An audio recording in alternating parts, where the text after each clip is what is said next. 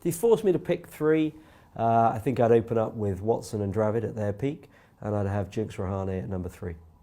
I presume you're limiting me to 4 internationals overall for the team, so having picked Watson in the top 3, I've probably only got 1 international spot for my middle order.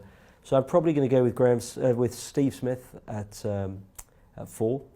I'd probably have Sanju at 5, and then really, really difficult to think of that Indian 6 that gives you a couple of overs.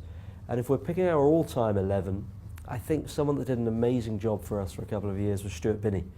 There were 2 seasons in particular where he regularly cleared the ropes, had a strike rate north of 150, 160. And actually I think his bowling was often underestimated in terms of how important and how much variety that gave us. So I think that would be my middle order.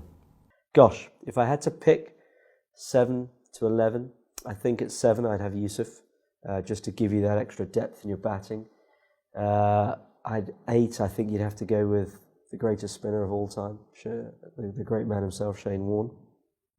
Which now means I've really got to get some quicks in at 8, 9, 10 and 11. 9, 10 and 11.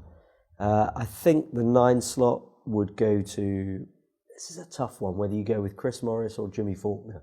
And controversially, I'm going to lead towards Jimmy Faulkner, largely because of the way I'm approaching the all-time 11 is what they did for the Royals and how many games they played for the Royals. And I think Jimmy was a huge contributor for us. It also gives you that big hitting opportunity to have him float up the order.